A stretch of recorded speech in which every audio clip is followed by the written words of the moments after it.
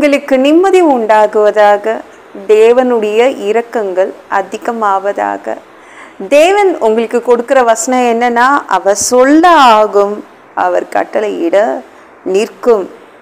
தேவன் சொன்னால் அது ஆகும், தேவன் சொன்னால் அது முடியும், தேவன் சொல்லிட்டா அது நடந்துடும், எல்லாம் சரியாயிடும் அப்படின்னு இந்த வசனத்தை தான் உங்களுக்கு கொடுக்குறாங்க. தேவன் சொல்ல சொல்ல எல்லா பிரச்சனையும் சரியாயிடும். தேவன் இந்த வார்த்தையை கொண்டு தாங்க இந்த பூமியை படைச்சாரு. இந்த பூமியில் உள்ள அத்தனையுமே அப்படி தான் படைச்சாரு. எந்த கடையிலையும் போய் வாங்கி ஜாமானை வாங்கி வைக்கல. இந்த பூமியில் எல்லாம் வார்த்தை தான். அவர் சொல்ல சொல்ல எல்லாமே உருவாகிச்சு. எவ்வளோ வல்லமை படைத்தவர் பார்த்தீங்களா? நீங்கள் ஆதியாகமம் 1:3 எடுத்து படித்து பாருங்களேன். வெளிச்சம் உண்டாக கடவது அப்படி தாங்க சொன்னார். வெளிச்சம் வந்துருச்சு. எந்த கரண்டும் அவர் தயாரிக்கலை, எந்த ஒயர் கனெக்ஷனும் எதுவும் பண்ணலை இந்த பூமிக்கு. எதுவுமே ஏதாவது பூமியில் ஏதாவது ஒயர் ஏதாவது கனெக்ட் ஆகிருக்காங்க? எதுவுமே இல்லை. எந்த லைட்டையும் அவர் வாங்கி போடல. ஒரே ஒரு வார்த்தை தாங்க சொன்னார், வெளிச்சம் உண்டாக கடவுது. அவ்வளோதாங்க சொன்னார். வெளிச்சம் வந்துருச்சுங்க. அவர் சொல்ல சொல்ல உங்களுக்கு எல்லாமே சரியாயிடும். அவர் உங்கள் வாழ்க்கைக்காக அவர் பேசணும்.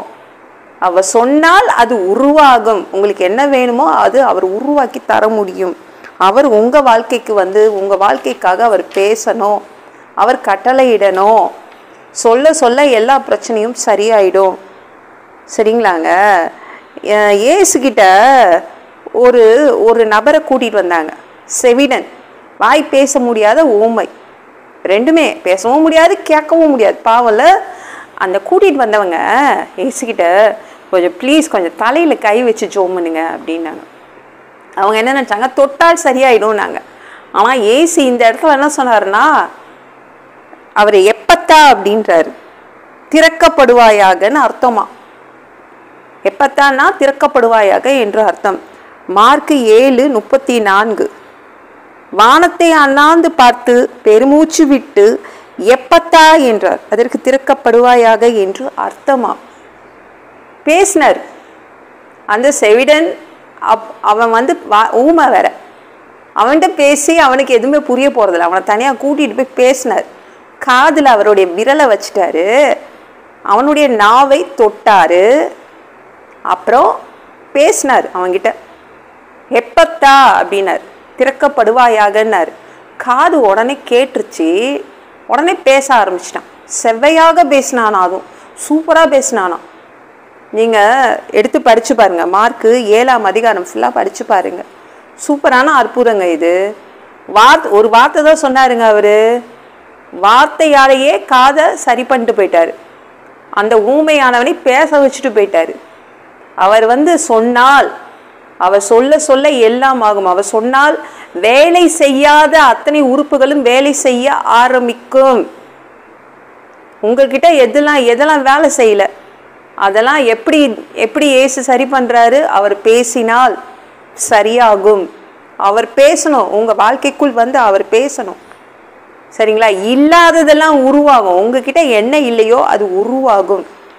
அவ்வளவு வல்லமை அவருடைய வார்த்தையில இருக்கு. அதனாலதான் பைபிள் வசனங்களை படிங்கன்றாங்க. பைபிள் வசனங்களை நீங்க சத்தமா படிக்க கூட உங்ககிட்ட இல்லாததெல்லாம் அது உருவாகும். அவருடைய வார்த்தை தானங்க. அவர் கட்டளையிட நிற்கும். எதெல்லாம் உங்களை டிஸ்டர்ப் பண்ணுதோ, தொந்தரவு தொல்லை பண்ணுதோ, அதெல்லாம் அப்படியே நின்றுடுங்க. ஆனால் அவர் கட்டளை போடணும். ஏய் நில்லுன்னு சொல்லணும். அவர் கட்டளை போடணும். இந்த பூமி அவருக்கு பயப்படுங்க. எது அவர் சொன்னாலும் இந்த பூமியெல்லாம் அடங்கிடும், அமைதியாக ஆகிடும். நீங்கள் ஒரு தடவை அவர் என்ன பண்ணுறாரு, சீடர்களோடு மார்க் 4ஆம் அதிகாரம் படித்து பாருங்க, 39ஆம் வசனம். காற்றை பார்த்து இறையாதேன்றாரு. படகுல போகும்போது புயல் காற்று படகை போகாமல் தடுக்குது. தண்ணி வேற உள்ளே வந்துடுது, பெரிய ஆபத்து வந்துடுது. அப்போ சீடர்கள் கவலைப்படும் போது இயேசு எழுந்து என்ன பண்ணாரு?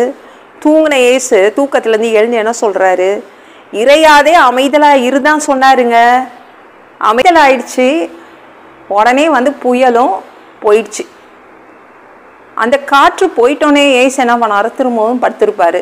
கண்டிப்பாக அவர் தூங்கியிருப்பார். சீடர்கள் அந்த போட்டை ஓட்டி கரை சேர்ந்தாங்க. நம்மளால் அப்படி பண்ண முடியுமாங்க? இயேசு சொன்ன உடனே என்ன ஆகுது, அந்த காற்று அப்படியே போயிடுது. அவர் சொன்னால், அவர் வாயை திறந்து சொன்னால் எல்லாமே சரியாயிடும். அவர் அதட்டுவார். உங்கள் பிரச்சனைகளில் உங்களுக்கு எதெல்லாம் உங்களை தொந்தரவு பண்ணுதோ அத்தனையுமே அவர் அதட்ட போகிறாரு. சரிங்களா? அவர் கட்டளை போட்டுட்டா என்ன ஆகும், அந்தந்த இடத்துல அது அப்படியே நின்றுடுங்க. அவ்வளவு வல்லமை படைத்தவர் தான் நம்ம இயேசு. அவர் சொல்லுவார், அது உண்டாகும். அவர் கட்டளை போடுவார், அத்தனை பிரச்சனையும் அது அப்படியே நின்றுடும். சரிங்களாங்க? இந்த வீடியோ பிடிச்சிருந்துச்சுன்னா மற்றவங்களுக்கு ஷேர் பண்ண மறக்காதீங்க.